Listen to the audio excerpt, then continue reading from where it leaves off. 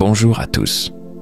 Aujourd'hui, je vous propose un voyage intérieur, une exploration de l'un des aspects les plus universels de l'existence, la solitude.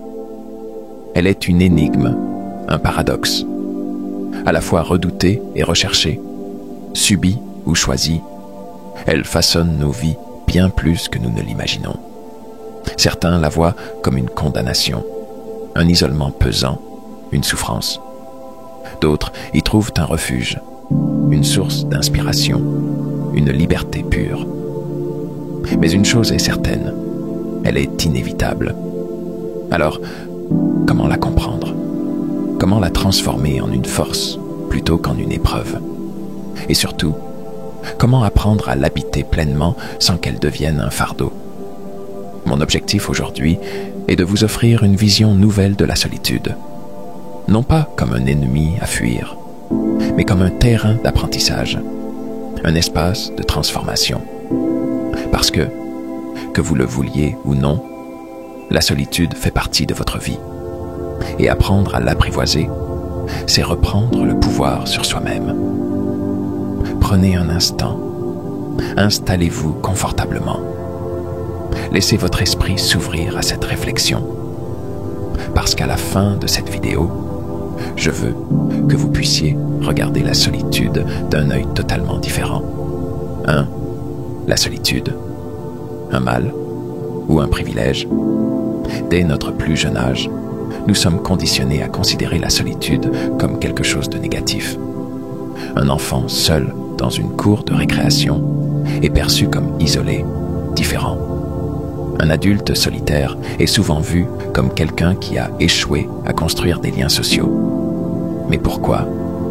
Pourquoi ce besoin de toujours être entouré, comme si la présence des autres était une validation de notre propre valeur? L'homme craint le silence parce qu'il le confronte à lui-même. Et pourtant, c'est dans cette confrontation que se cache l'opportunité de grandir. Prenons l'exemple de Diogène, ce philosophe cynique qui vivait dans un tonneau. Il rejetait les conventions sociales, prônait l'autosuffisance et voyait dans la solitude non pas un manque, mais une liberté absolue. À ses yeux, être seul, c'était être maître de soi, affranchi des influences et des attentes des autres. Aujourd'hui, peu de gens sont prêts à vivre comme Diogène, mais la leçon reste la même. La solitude devient un problème uniquement si nous la considérons comme telle. 2. Être seul, ce n'est pas être abandonné. La confusion entre solitude et isolement est fréquente. Être seul ne signifie pas être rejeté, oublié ou abandonné. Prenons l'exemple de deux individus. Un homme âgé, vivant dans un village déserté, loin de sa famille. Il se sent exclu, invisible, comme si son existence n'avait plus de sens. Un moine, retiré dans un monastère en pleine montagne. Il vit dans le même isolement, mais il le voit comme un espace de méditation, un temps sacré pour s'élever spirituellement. Le premier subit la solitude, le second l'embrasse. Ce que ces deux exemples révèlent, c'est que la solitude n'a pas de signification en soi. Elle est ce que nous en faisons. 3. Quand la solitude devient une école de sagesse, les plus grands penseurs, créateurs et sages de l'histoire ont tous, à un moment donné, fait face à la solitude. Pourquoi? Parce que c'est dans le silence que naissent les idées les plus profondes. Nietzsche disait « Celui qui ne sait pas habiter sa solitude ne sera jamais libre ». Prenez Léonard de Vinci. Loin des distractions du monde, il passait des heures enfermé dans son atelier, expérimentant, dessinant, analysant. Il avait compris que c'est dans l'isolement que le génie s'épanouit. Les moines bouddhistes, les ermites, les grands écrivains, tous ont cultivé la solitude comme un outil de transformation. Et nous, comment pouvons-nous apprendre de cela? 4. La solitude n'est pas un vide, c'est un espace. Pourquoi la solitude nous fait-elle si peur? Parce qu'elle est perçue comme un vide. Mais un vide n'est effrayant que si l'on ne sait pas comment le remplir. Posez-vous cette question. Quand je suis seul, qu'est-ce que je fais de ce temps? Si la réponse est rien, alors oui, la solitude peut sembler lourde. Mais si, au contraire, elle devient une opportunité pour apprendre quelque chose de nouveau, pour se plonger dans un livre qui nourrit l'esprit, pour méditer, réfléchir, créer, alors elle cesse d'être un fardeau et devient un espace de liberté. 5. La solitude comme un entraînement à la liberté. Ce que les stoïciens nous enseignent, c'est que plus nous dépendons des autres pour notre bonheur, plus nous sommes vulnérables. Celui qui ne sait pas être seul sera toujours dépendant des autres pour se sentir bien. Il cherchera sans cesse à combler son vide intérieur par la présence des autres, quitte à se perdre dans des relations toxiques, superficielles ou inutiles. À l'inverse, celui qui sait être bien avec lui-même n'a plus besoin de s'accrocher désespérément aux autres. Il choisit ses relations par envie et non par nécessité. C'est ça, la véritable liberté. 6. Comment transformer la solitude en force? Voici 3 exercices simples pour changer votre regard sur la solitude. 1. Apprenez à observer votre solitude sans la juger. La prochaine fois que vous vous sentez seul, ne cherchez pas à combler immédiatement ce vide. Restez avec cette sensation, observez-la. Que ressentez-vous vraiment? 2. Trouvez une activité qui vous passionne en solo. Écrire, peindre, jouer de la musique, apprendre une langue, faire du sport.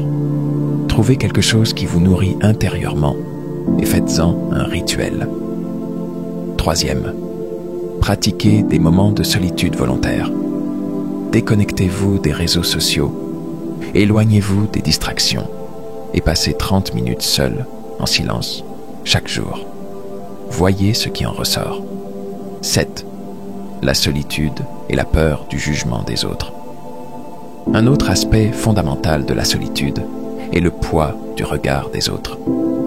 Beaucoup de gens redoutent d'être seuls, non pas parce que la solitude est insupportable en soi, mais parce qu'ils craignent ce qu'elle dit d'eux. Ils se demandent « Si je suis seul, cela signifie-t-il que je ne suis pas assez intéressant? Les autres vont-ils penser que je suis un marginal, un échec social ?» Cette peur du jugement est omniprésente. Mais qui juge vraiment? Dans un café, une personne seule à une table, absorbée par un livre, semble indépendante et cultivée. Mais si elle est assise, sans téléphone, sans livre, simplement présente à elle-même, alors son isolement devient suspect aux yeux de la société. Pourquoi cette différence? Parce que nous avons été programmés à justifier notre solitude. Nous avons appris qu'il fallait toujours faire quelque chose, être occupé, prouver que notre solitude n'est pas un signe de rejet, mais un choix. Or, un véritable esprit libre n'a rien à prouver. Il n'a pas besoin de montrer qu'il est seul parce qu'il est occupé. Il sait simplement être là, exister, sans crainte du regard extérieur. Prenons Spinoza, philosophe du XVIIe siècle. Excommunié par sa communauté, rejeté par les siens, il a vécu une grande partie de sa vie dans la solitude, refusant les honneurs et les titres, choisissant une existence modeste, mais libre. Il aurait pu se sentir exclu, mais au contraire, il a cultivé un bonheur intérieur à travers la pensée et l'étude. La vraie question est, cherchons-nous la compagnie pour le plaisir d'être avec les autres ou pour nous rassurer sur notre propre valeur? Si la réponse est la seconde, alors la solitude devient un test de vérité. 8. La solitude et le silence intérieur. Beaucoup redoutent la solitude, non pas à cause de l'absence des autres, mais à cause du bruit intérieur qu'elle laisse remonter. Dès que nous sommes seuls, notre esprit se met à tourner à toute vitesse. Des souvenirs ressurgissent, parfois douloureux. Des peurs nous envahissent, des regrets, des incertitudes. Nous réalisons des choses que nous avions évitées en restant dans le tumulte du quotidien. C'est pour cela que tant de personnes remplissent leur solitude de distraction. Musique en continu, notifications, réseaux sociaux, séries. Mais et si le silence n'était pas un ennemi, mais un allié? Les grands maîtres spirituels ont toujours cherché le silence comme une clé de transformation. Bouddha, Jésus, les ermites du désert, tous savaient que c'est dans le silence que l'on entend enfin ce qui compte vraiment. Un exercice simple. Passez 10 minutes chaque jour sans bruit, sans téléphone, sans stimulation. Juste vous et vos pensées. Observez ce qui remonte. Au début, ce sera inconfortable. Puis, progressivement, ce sera un espace de clarté. La solitude cesse alors d'être une fuite et devient une rencontre avec soi-même. 9. La solitude et la créativité. Si vous regardez les grands artistes, écrivains et penseurs, vous verrez que la solitude est un ingrédient essentiel à la création. Van Gogh, dans sa chambre d'asile, peint des toiles qui capturent l'âme du monde. Kafka, dans ses nuits solitaires, écrit des récits qui résonnent encore aujourd'hui. Newton, isolé à la campagne pendant la peste, découvre la loi de la gravitation. Le monde extérieur est une distraction constante. La solitude, elle, permet un espace mental inégalé. La vraie question est, que pouvons-nous créer à partir de notre solitude? Plutôt que de la voir comme une absence, et si nous la remplissions avec quelque chose qui nourrit notre esprit? 10. Solitude et relations humaines. Une nouvelle approche. On pourrait croire que prôner la solitude signifie rejeter les autres. C'est faux. En réalité, ceux qui savent être seuls sont souvent les meilleurs compagnons. Pourquoi? Parce qu'ils ne sont pas dans la dépendance. La plupart des relations sont fondées sur des attentes implicites. J'ai besoin de toi pour me sentir bien. Si tu n'es pas là, je me sens perdu. Mais un individu qui sait être bien avec lui-même entre en relation, non pas par besoin, mais par choix. Et cela change tout. Il ne cherche pas à combler un vide, mais à partager une énergie. Il ne réclame pas de l'attention, il offre de la présence. Les relations deviennent alors plus saines, plus profondes, parce qu'elles ne sont plus des béquilles, mais des ponts. 11. La solitude et la mort. La confrontation ultime. Il y a une raison fondamentale pour laquelle nous fuyons la solitude. Elle nous rappelle notre condition humaine. Nous sommes nés seuls, nous mourrons seuls. Même entourés, même aimés, au dernier instant, nous serons face à nous-mêmes. Les stoïciens, comme Marc Aurèle, méditaient sur la mort, non pas pour sombrer dans la tristesse, mais pour apprendre à ne plus la craindre. Et si la solitude était un entraînement à cette réalité inévitable? Si nous apprenions à être bien avec nous-mêmes dès maintenant, alors la peur du dernier voyage s'atténuerait. Ce n'est pas une pensée morbide. C'est une invitation à vivre pleinement, sans fuite, sans illusion. 12. Conclusion. Faire de la solitude une alliée. Alors, qu'avons-nous appris? Que la solitude n'est pas un problème en soi. Elle est un espace que nous pouvons transformer. Si nous la subissons, elle devient une prison. Si nous l'acceptons, elle devient une clé. Nous avons le choix. La remplir avec de la créativité, de la réflexion, de l'apprentissage. L'utiliser pour grandir, pour nous libérer du regard des autres.